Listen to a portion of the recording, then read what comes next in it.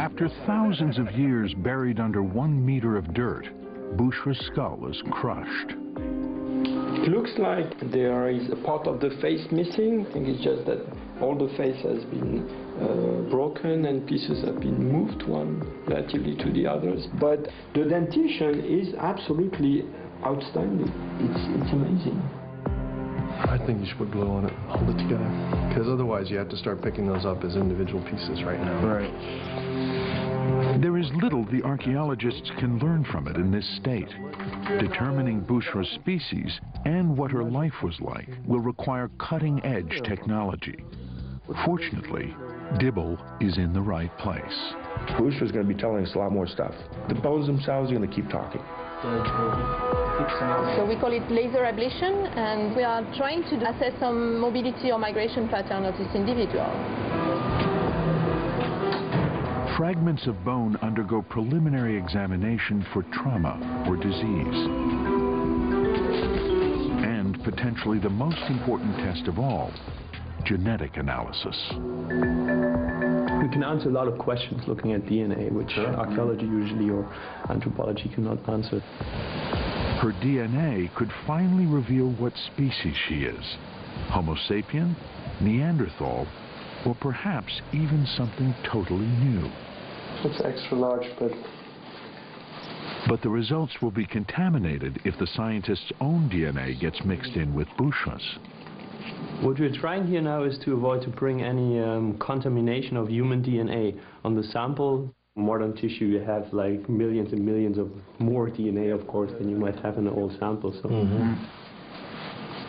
From a warm environment like in Africa, so far actually nobody has found DNA preservation in those tropical regions.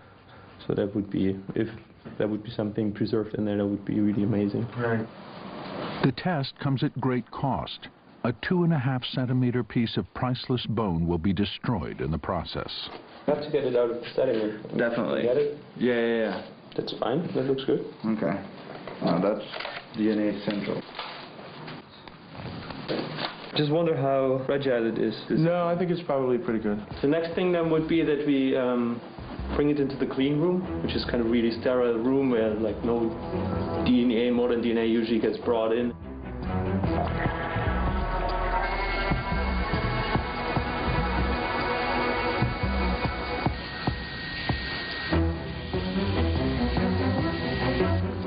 But when the results come back, they're a disappointment. The tests are negative. Boucher's bones are too old. They contain no DNA. Yeah, that was pretty bad. I mean, we've tried lots to get sort of anything out of it. The other test results trickle in. Elle a trouvé sa mort, c'est-à-dire elle a été tuée, c'est les maladies, est-ce qu'on peut dire? Tuée, il n'y a pas d'indice sur les os qui évoque cela. The laser ablation of her teeth doesn't reveal much either. There's not enough data. To learn more about Boucher's life or where she fits on the human family tree, the team will be limited to more subjective and time-consuming methods. Their best chance is to compare her face to other known examples of early humanity. But to do that, they must put the entire jumbled pile of skull fragments back into its original shape, which means completely removing the pieces from their protective casing of dirt and plaster. That's the part that's scaring me the most right now. Exactly. Because we're going to try to keep it whole, and I don't know how to do that.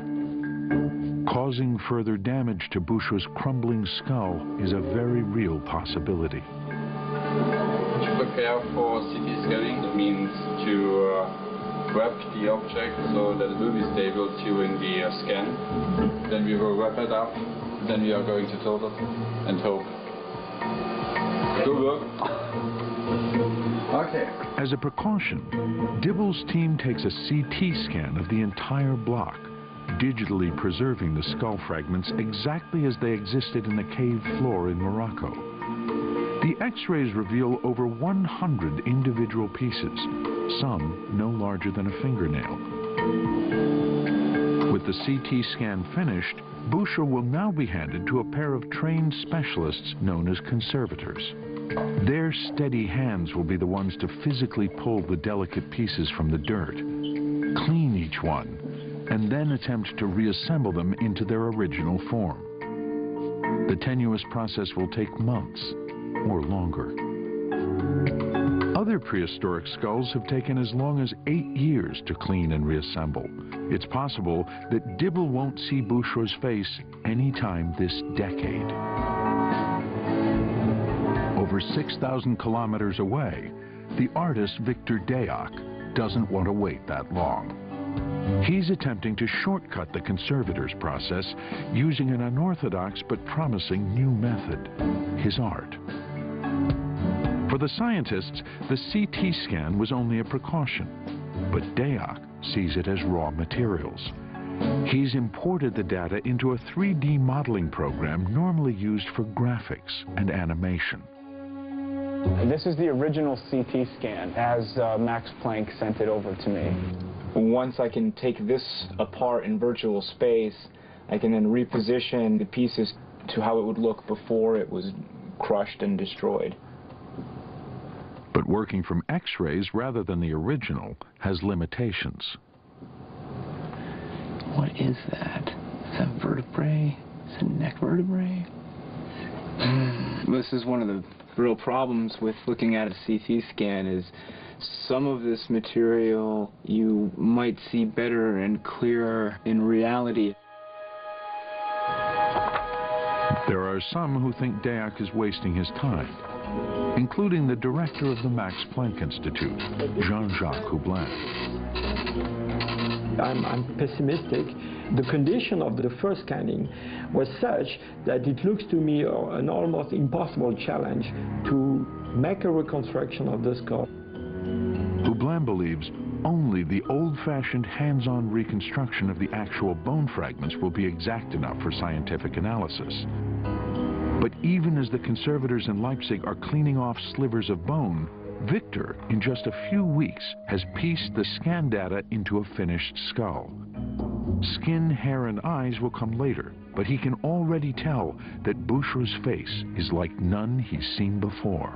It's not a Homo erectus, it's not a Neanderthal, but where exactly chronologically and evolutionarily speaking it fits is still very questionable.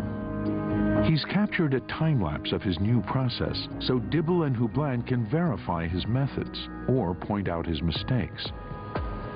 Now comes the nerve-wracking part. He's going to Germany to show his work to the toughest audience imaginable, his biggest doubters and the people who know Boucher best.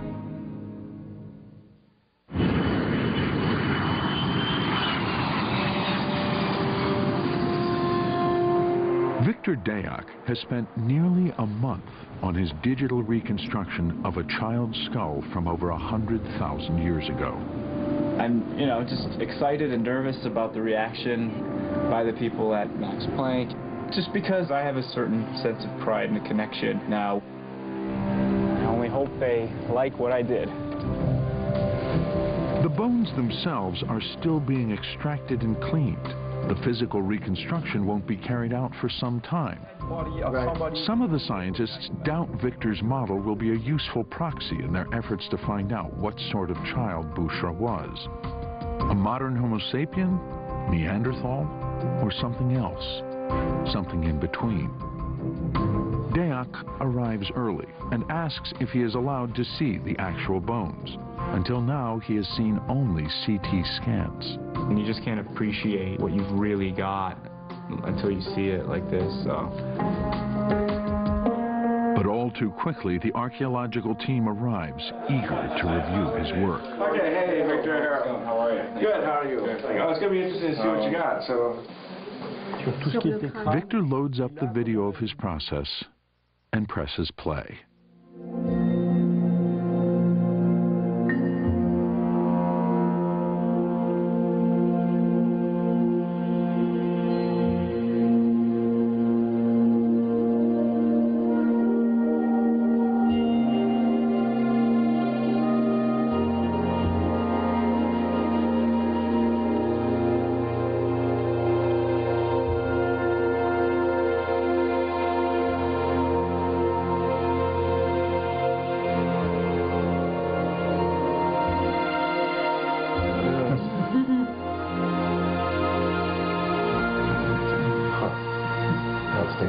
It's amazing.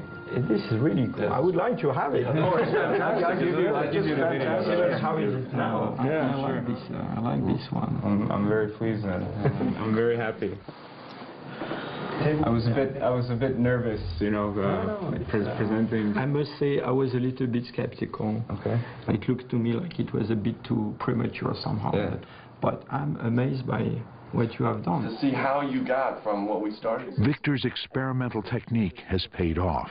The team has a first glimpse of just how physically modern Bushra really is. It has a modern face in the sense that it's a flat face, like a modern face, very different from what you would have on the Neanderthal, for example. I was very surprised by it because to have very primitive features in that maxillary region, and even in the shape of the jaw, but the rest of the face is a Homo sapien, early human, so it's a very unique looking skull. This very large face, strong dentition, but very modern-like, very modern-like. Bushra lived at the same time as the Neanderthals, but it's now clear she shared little in common with them. Key anatomical features such as her brain case and flat face informed the experts that Bushra is a Homo sapien, like us. But primitive features, like her protruding jaw, suggest she wasn't fully modern, like we are today. The conservators get back to their bone shards. It will take months or more to see if their reconstruction confirms Victor's results. Victor heads home to begin the next step in his process. Using his digital reconstruction as a blueprint, he'll sculpt a life-size model out of plasticine. Well, I'm really excited to finally start throwing clay. It's a departure into the real world now from that virtual world. Meanwhile, Jean-Jacques Houblin is eager to take a deeper look at Bushra's jawbone and tiny teeth. And this one is an incredible gift of destiny, because children are very important, very interesting, because they tell us something about the growth and the development of humans. During childhood, our teeth are constantly growing. Each day, a new layer of enamel is laid down. A little bit like the trunk of a tree, you can find rings, and you can count, not years, but you can count weeks and days. By counting the rings, Houblin can calculate exactly how old a child was at death. Comparing that age to other developmental markers indicates the rate of growth, how long it takes for a baby to become an adult. One of the things that separates humans from our closest ape relatives is how much time it takes us to develop. People have sort of looked at this issue of development and what it says about being human for quite some time. Modern children are not mentally or physically adult until at least age 18. Most other animals reach adulthood in just a few years. Chimps are fully mature by age 10, roughly half the time it takes us. And Neanderthals reached maturity as early as age 13, ready to face the world a full 5 years ahead of Homo sapiens.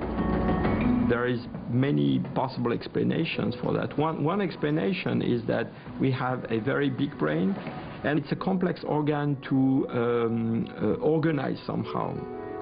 In a dangerous prehistoric world, one would think it's an advantage to grow big, fast. Yet somehow Neanderthals went extinct, while our species and our slow-maturing children survived. A leading theory is that the intellect developed during this long childhood is what gave us the evolutionary edge.